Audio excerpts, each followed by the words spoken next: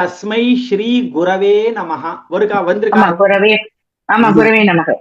ஆமா, குரு பிரம்மா, குரு விஷ்ணு, குரு தேவ, குரு மகேஸ்வர, குரு சாட்சாத் பரபிரம்ம, தஸ்மை ஸ்ரீ குரவே நமக தான். குரவே நமஹ. இப்போ இந்த தஸ்மை ஸ்ரீ குரவே நமஹன்றது சதுர்த்தி விபக்தி, சரியா? சரி சரி, இப்போ குரவேன்றது சதுர்த்தி விபக்தின்னா எங்களுக்கு தெரியுமே.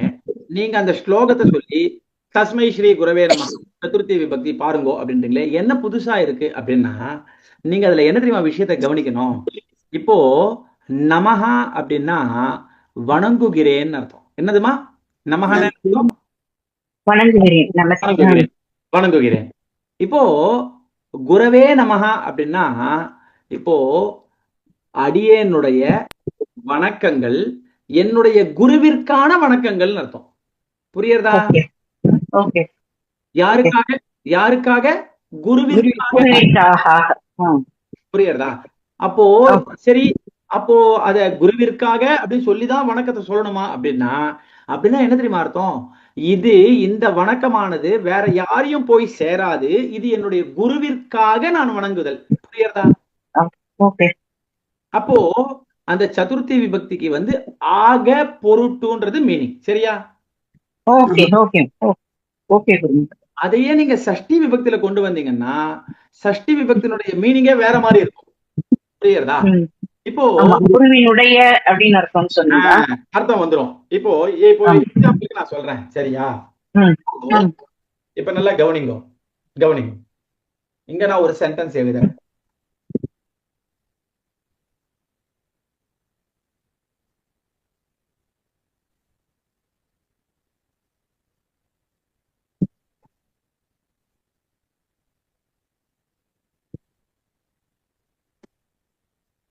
மகோதயா, எனக்கு போர்டு ஃபுல்லா தெரியல.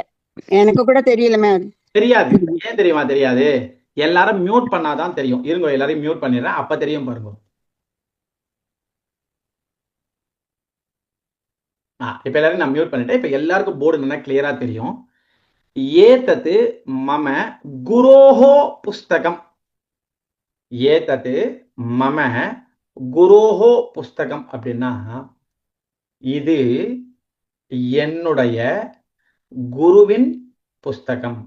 அப்போ குருவினுடைய புஸ்தகம்னு நான் சொல்லணும் அப்படின்னா சஷ்டி விபக்தியை தான் நான் யூஸ் பண்ணி ஆகணும். புரியுறதா?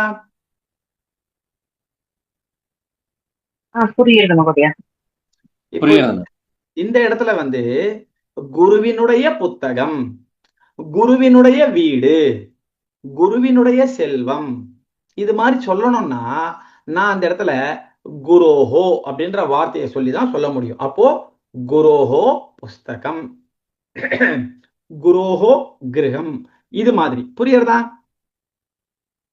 புரியுது. நம்ம என்ன நினைச்சு கூடாதுன்னா சதுர்த்தி விபக்தியும் சஷ்டி விபக்தியும் ஒண்ணுதான் போல இருக்கு அப்படின்னு நம்ம நினைச்சு கூடாது. இது வேற, அது வேற. புரியுறதாமா? புரியுது. சரி, இத ஒன்னும் தெளிவா தெரிஞ்சுக்கணும்னா உங்கள எல்லாருக்குமே இங்கிலீஷ் கிராமர் தெரியும் அப்படின்றதுனால இங்கிலீஷோட கம்பேர் பண்ணி பாருங்க, அப்ப ரொம்ப சுலபமா புரியும். சரி, சதுர்த்திக்கு இங்கிலீஷ்ல என்ன மீனிங் அப்படின்னா ஃபார் அப்படின்றதுதான் மீனிங்.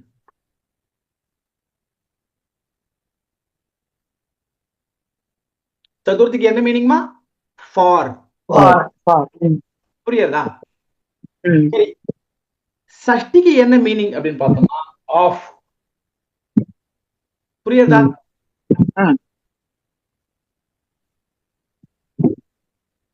அப்போ ஃபார் அப்படின்றது வேற தானே,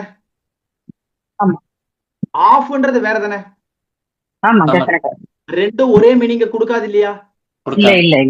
அப்போ சஷ்டி விபக்தியும் சதுர்த்தி விபக்தியும் வேற வேறதான். அது உங்களை கன்ஃபியூஸ் பண்ணாது. புரியுறதா?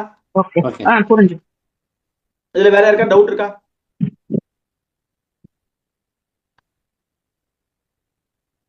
இதுலயே இந்த டூன்னு வருதுன்னா என்ன இது வெட்டி போடுவோம்? இங்கிலீஷ்ல டூ வருதுல, TO2. மகோதயா, ஒரு டவுட் கேட்கலாமா மகோதயா? நல்லா கேட்கலாமே. இப்போ இது குருவின் நேரம் அப்படின்றது எப்படி சான்ஸ்கிரிட்ல சொல்லுவோம்? இப்போ இந்த 40 minutes நம்ம கிளாஸ் நடத்துறோம் இல்லைங்களா, இந்த 40 நிமிஷம் குருவின் சமயம் அப்படின்னு நான் சொல்ல நினைக்கிறேன். இந்த 40 நிமிஷம் அப்போ நம்ம எப்படி அதை வந்து சொல்றணும்? ஏதே குரோஹோ சமயாக, அவ்வளவுதான். ஏதே குரோஹோ சமயாக. ஓகே ஓகே மகாதியா. ஓகே புரியுதா? சரியா? Okay okay மகாதியா. அண்ணா நமஸ்காரம். எனக்கு கொஞ்சம் இந்த இதை திருப்பியும் சம்மரைஸ் பண்ண முடியுமா ப்ளீஸ்? இந்த சொல்ல குரு முடியும். அதுல எது எது உங்களுக்கு வேணும்னு சொன்னீங்கன்னா நான் கண்டிப்பா சொல்லிடுறேன். மகோதயா, இல்ல எனக்கு ஒரு சம்மரைஸாவது பண்ண முடியுமா? ஏன்னா நான் இந்த கொஞ்சம் லேட்டா கிளாஸ் சேர்ந்தேன், அதனால மன்னிச்சுக்கோங்க.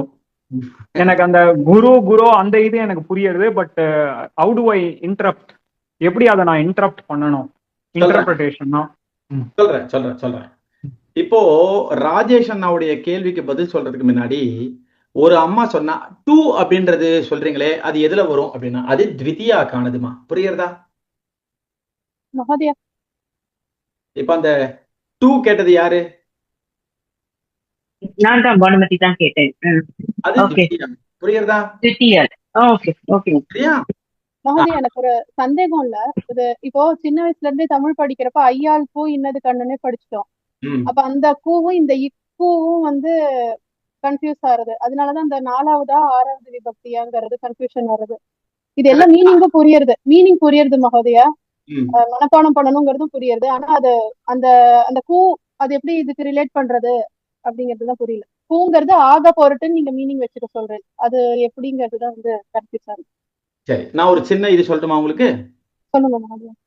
சம்ஸ்கிருதத்தினுடைய கிராமரே வேறம்மா. சரியா? புரியுது. தமிழினுடைய கிராமரே வேறம்மா. சரியா? நம்ம தமிழும் சம்ஸ்கிருதத்தினுடைய கிராமரையும் எதனால ஒரு லிங்க் பண்ணி கிளாஸ் எடுக்கிறோம் புரியுறதா உங்களுக்கு? ஏன் சொல்லுங்க பார்க்கலாம். ஈஸியா கனெக்ட் ஆகும் நமக்கு. ஈஸி டு கனெக்ட்ன்ற அந்த ஒரு காரணத்துக்காக தான். புரியுறதா?